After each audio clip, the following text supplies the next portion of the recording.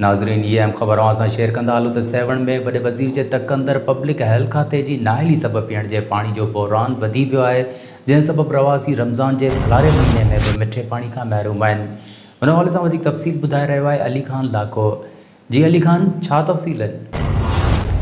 जी अदील, बिल्कुलु मां तव्हांखे ॿुधाईंदो हलां त ही सेवण शरीफ़ कलंदर लाल शहबाज़ जी नगरी ऐं वॾे वज़ीर सैयद मुराद अली शाह जो हल्का इंतख़ाब आहे, जिथे माना पब्लिक हेल्थ खाते जी नाअहली जे करे शहरी गंदो ऐं बदबूदार पाणी पीअण ते मजबूर आहिनि। उन हवाले सां शहरीन मीडिया सां दाईंदे चयो त असां वॾे वज़ीर सैयद मुराद अली शाह जे तक सेवण शरीफ़ जा रहाकू आहियूं, जॾहिं असां ते हे नाअहल जेको आहे सो पब्लिक हेल्थ इंतिज़ामिया मुसलत कई वई आहे, जेका असांखे सपना ढंढ जो बदबूदार ज़हरीलो गंदो पाणी जेको आहे सो वपराइण जे सबबु असां ख़तरनाक बीमार में मुब्तला थिया आहियूं। असांजा ॿार, असांजा मासूम, असांजा वॾा कई बीमार में मुब्तला थिया आहिनि।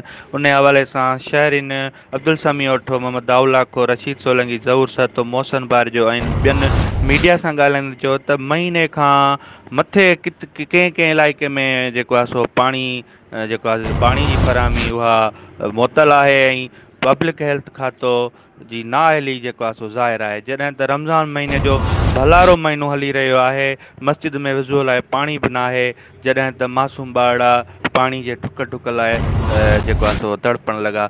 जॾहिं त ॿिए पासे ॿुधाईंदे शहरनि इहो बि चयो त इंटरनेशनल शहर सेवण शरीफ़ वॾी आबादी रखंदड़ शहर आहे, जिथे पाणी नायाब थी वियो आहे। सेवण शरीफ़ सिंधु दरिया जे कप ते पुण आहे। इंतिज़ामिया जी नाअहली ऐं अदम दिलचस्पीअ सबबु जेको आहे सो शहरी हिन जियापे जे लाइ पाणीअ जे ढुक लाइ परेशान। वॾे वज़ीर जे नोटिस वठण बावजूदि नाअहल इंतिज़ामिया को बि तहरुक न वरितो। असां वरी बि जेको आहे सो वॾे वज़ीर सैयद मुराद अली शाह खां इहो मुतालबो कंदासीं त असां नोटिस वठी असांखे साफ़ सुथिरो पाणी मुहैया कयूं, जीअं असां जेको आहे सो बीमारियुनि खां बची सघूं। जी अली ख़ान, अपडेट करण लाइ जी महिरबानी।